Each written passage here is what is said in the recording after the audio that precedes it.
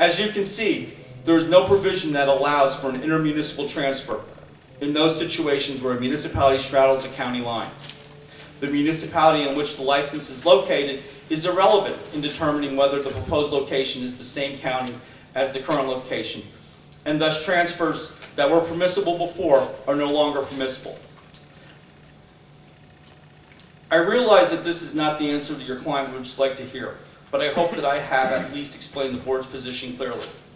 Let me know if you have any further questions. Sincerely, Rodgo J. Diaz, Executive Deputy Chief Counsel. With the new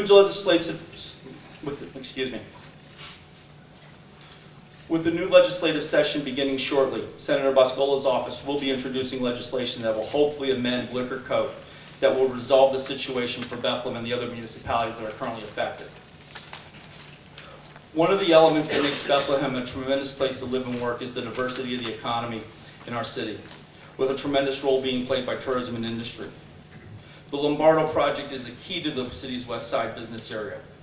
Their proposal would take a currently empty structure and change it into a state-of-the-art dining facility, adding 29 jobs along the way. Both Stefan and Dominic Lombardo are present and would be glad to speak of the prospect of the proposed restaurant. With this in mind, I would once again like to thank you for your consideration of the request for an economic development liquor license for the Stefano family, Lombardo family. Thank you very much. Thank you, Jim. Does Mr. Lombardo want to make any comments? No? Okay. At this time, they're good, but they will answer any questions that are brought forward. Okay, let me turn to council. I'll start off with a couple of questions and I'll ask my colleagues. I mean, you've covered many of the points that I was going to ask questions about. That the cost is $50,000. That Mr. Lombardo would not be able to transfer or sell that license and make a profit, correct? Correct. It stays at $50,000. Let me ask you a hypothetical, though. If the business were to, let's say 5 years from now, if you were to decide to close the business 5 years from now because it wasn't successful, and another business that would move in there, and let's say it wasn't a business that the city was in favor of, would the liquor license still stay always at that location? The liquor license under those circumstances would have to go back into safekeeping. Once the Lombardo family vacated the premises, and once 1231 Inc. vacated the premises, the liquor license would go back in safekeeping and would not be allowed to be used by any other entity coming into that place. And if City Council were to approve the request this evening, the final approval would still be with the LCB? That is correct. Okay. And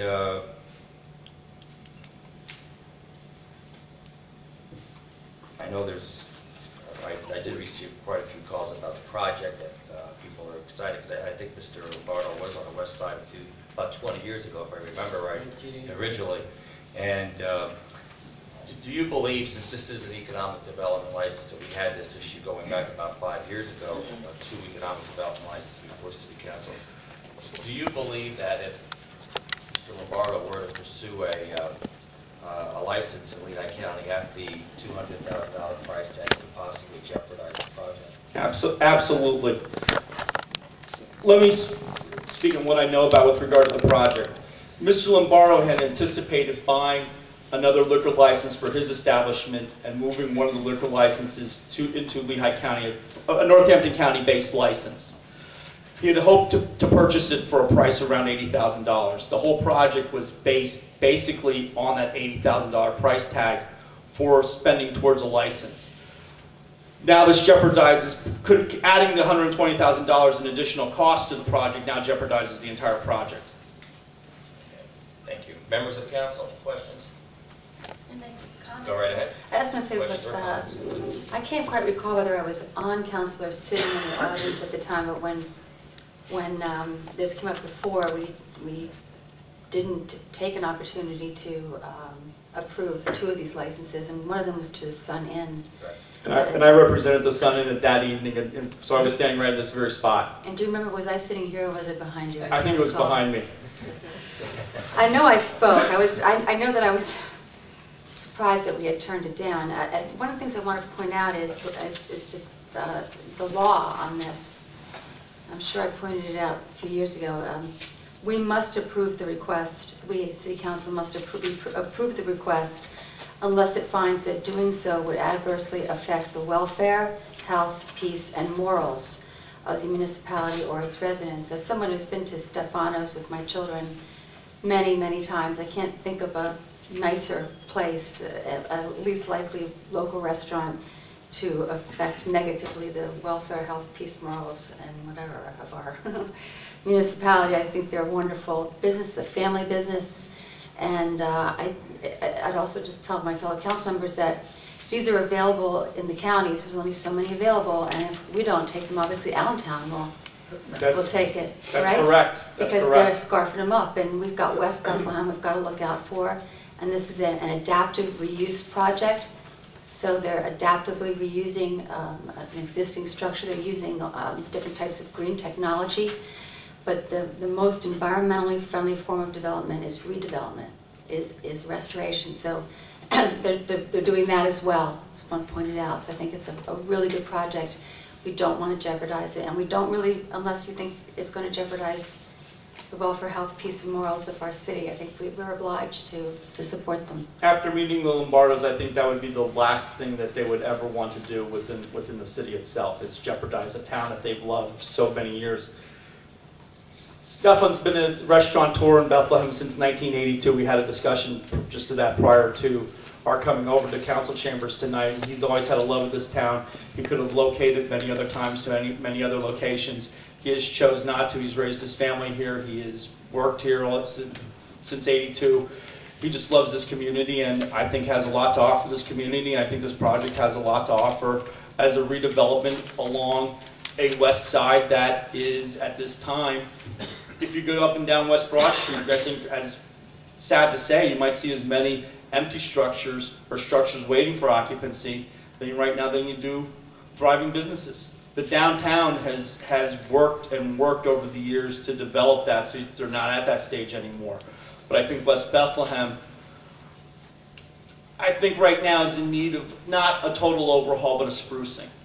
And I think this project would help spruce that community, a project that people can, a restaurant that people in the neighborhoods can walk to, a restaurant that they can relax at, a restaurant that they will be proud to come back time and time again. Questions for Mr. Reynolds? First, I would like to echo some of Councilman Donch's comments about what I've heard from people in the neighborhood. How many of these liquor licenses are there in Pennsylvania? Do you know? 23 at this time. There are 23 currently operating liquor licenses?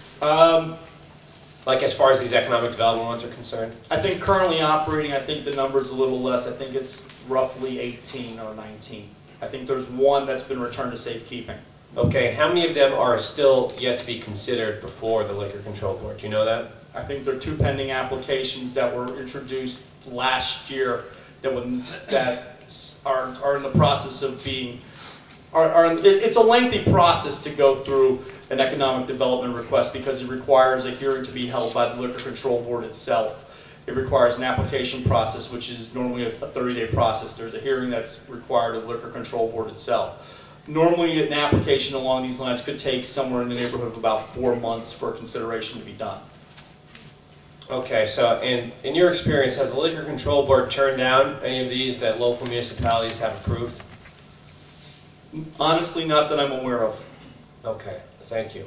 And then I just actually have one question for Mr. Lombardo, if he could answer that. And I think, and I'm under the impression, and I think I had a conversation with you a number of months ago about this, but can you explain or kind of give us a little bit of background on whether, or just some of the reaction? I know Mr. Donches had talked about it, but also I think you've reached out to some of the businesses in the area and some of the residents in the area, and could you just kind of give us some feedback on what their feelings are about the project?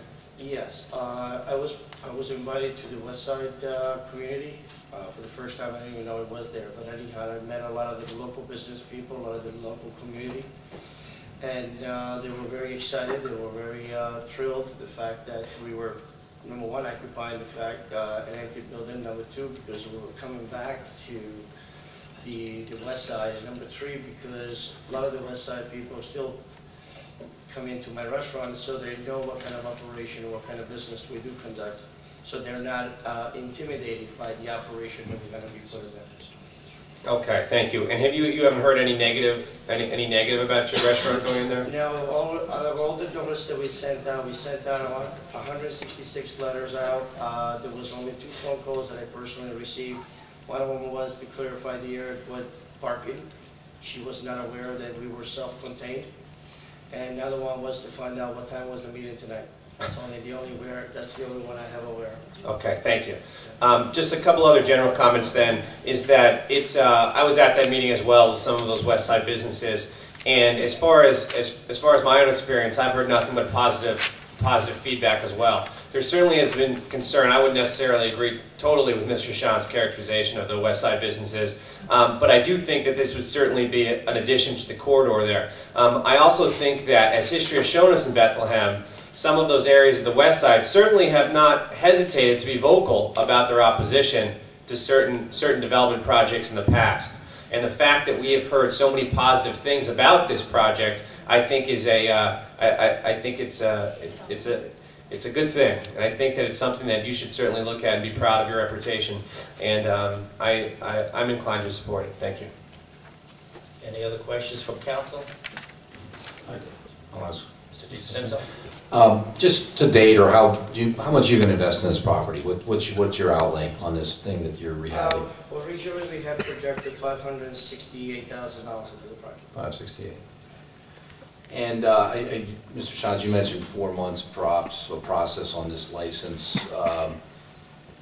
This is a 2-part question. One might be just a guess, but regardless of what happens tonight, is Senator Boscola still planning to move forward on changing the legislature on this particular issue?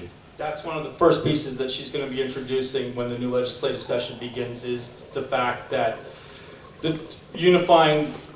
adding an amendment to the code where a municipality like Bethlehem is no longer, if a licensee is in Bethlehem, Northampton County, they'll be able to transfer to Bethlehem, Lehigh County with getting an exemption from the county rules for a municipality that stands within 2 counties, correct? Yes. I guess the loaded question, is there any chance that legislature gets passed before his license review is up? Considering the last session of the legislature, I think it took until May or June before the first piece was actually passed by the legislature. I would not be openly encouraged that this would be something that would be a high priority that they would have to act on. If it happens, though, you could drop from one side and take the other approach if you felt that there was time was of the essence, right? If it were to happen within a timely, I don't see it happening in the immediate to near future to affect this project, to have an effect on this project. Okay.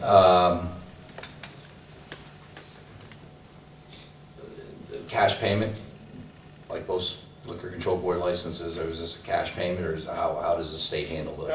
$50,000 fee goes in with the application along with the $700 filing fee. Okay. If the license were not approved, the $50,000 would be refunded by the Liquor Control Board. Okay. And you might have addressed this up front, but does this license have any special requirements on it, or is it just like a regular Liquor Control Board license? Any special requirements on it? It would. The biggest requirement nowadays is the 70-30 rule. The Liquor Control Board has done away with that for every other regular license, including Sunday. That used to be the regulation for Sunday sales requirement. Right. Sunday sales requirement. The Liquor Control Board has done away with that requirement for every other licensee, with the exception of the economic development licenses that have been produced by the Liquor Control Board.